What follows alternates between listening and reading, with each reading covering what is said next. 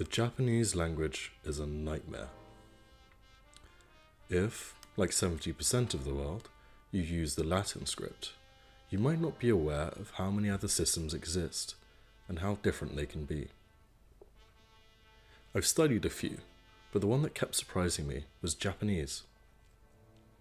Let's look at a simple example. My name is Phaedrus. Watashi no name ha Phaedrus desu. You might think that Japanese looks complicated because the characters are complex, but this is only the start of things, because this simple sentence actually uses 3 different writing systems, and Japanese is an amalgam of these 3 systems. Looking at the sentence, you might be able to see that there are broadly 2 groups. Those that are complex and those that are simple. And those that are simple can be divided between the cursive and round and the straight and angular. This is almost like writing an English sentence using the Latin, Cyrillic and Arabic scripts. And if you knew that school children must learn over 2,000 characters before leaving school, you might wonder why anyone would use such a system.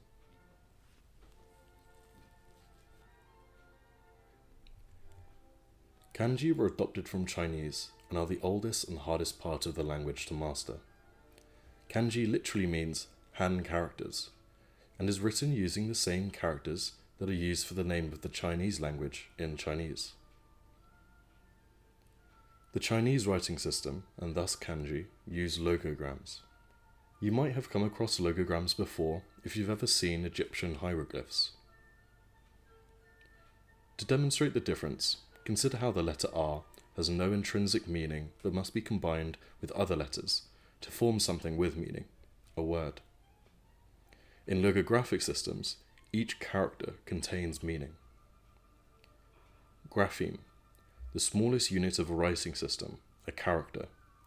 Phoneme, a unit of sound that distinguishes one letter from another, a letter.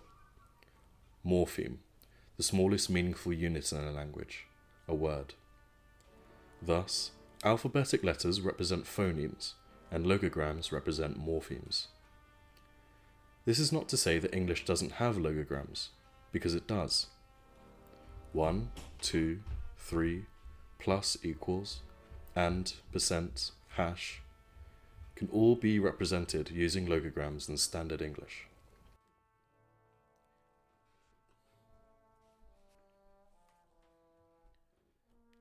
Here are some examples of Chinese characters and their meanings. Tree, river, and fire all resemble the physical objects that they represent, and are thus called pictograms. The characters for up and down hint at the idea that they represent. These are ideograms. We also have hiragana and katakana, which are used alongside kanji and are together known as kana. The most remarkable thing is that these 2 systems also come from China, meaning that Japan is 3 different ways of writing Chinese. Hiragana and katakana are syllabaries, meaning that their characters represent syllables. Hiragana is used for writing native Japanese words, whereas katakana is used for writing loanwords. The sounds they represent are the same, except for katakana also has the sounds we and we. To understand how Japanese came to use these 3, we can look back to when Japan first came into contact with the Chinese language.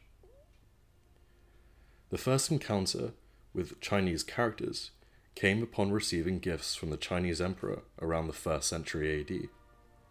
But the first time it was used for language was in the 4th century, but even then it was just used to write Chinese to communicate with other states, as Chinese was then used as a lingua franca in East Asia. The first use of Chinese characters to write the Japanese language was called Manyōgana. Manyōgana characters were used to represent the sounds that those characters had in Chinese, as if it was a syllabary. Let's look at an example. This character is pronounced as ka in Chinese. Thus, we could use it to represent the ka sound in a Japanese word such as kawaii or karaoke. Even though the meaning of the character is coffee, we disregard its meaning and just use its phonetic component. A number of these manyogana developed and were the ancestor of both hiragana and katakana. Hiragana came from a form of cursive writing used primarily by women. They are stylistic simplifications of the complex kanji. As the cursive forms of English bear little resemblance to the classical Latin alphabet, hiragana are strikingly different to the manyogana. Katakana was developed in the 19th century by Buddhist monks. It takes just a small part, sometimes the first couple of strokes, from a manyogana. Our example used a very similar character to the one that went on to represent that sound in katakana.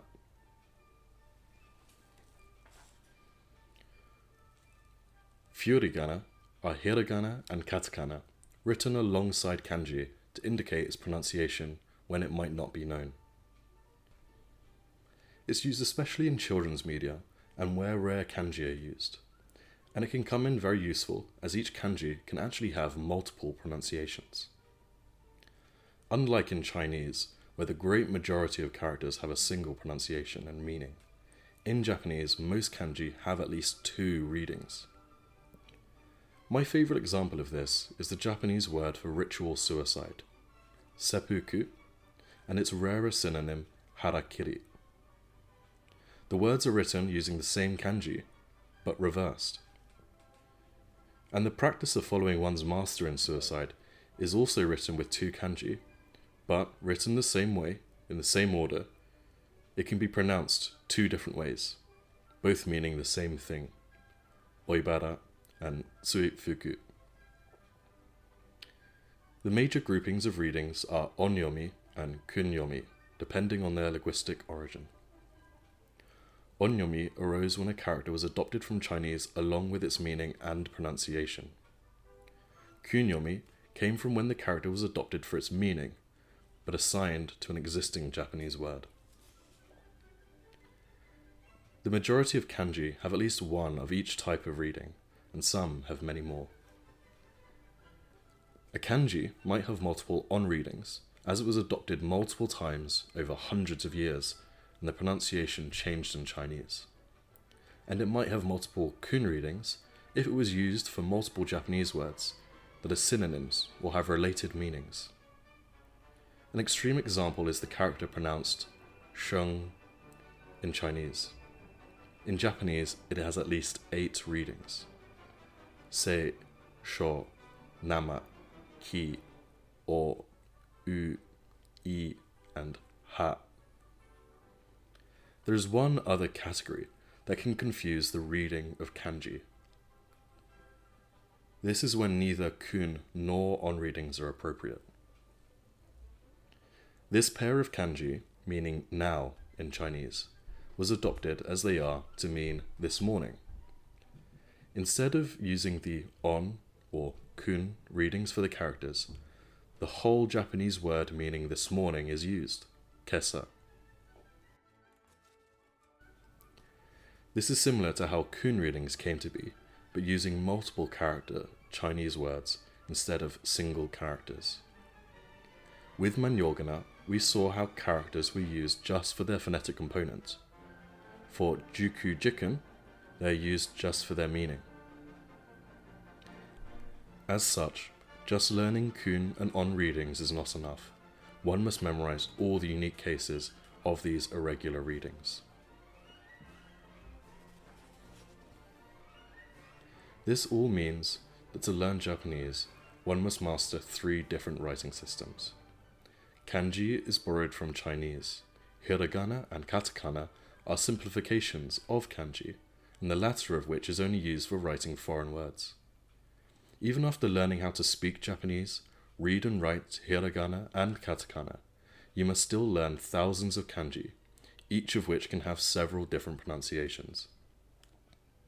And then sometimes words aren't pronounced like that at all, so hiragana will be written by the side to help. Regarding this mess, the British linguist Sir George Sansom wrote, One hesitates for an epithet to describe a system of writing which is so complex that it needs the aid of another system to explain it. There is no doubt that for some it provides a fascinating field of study, but as a practical instrument, it is surely without inferiors.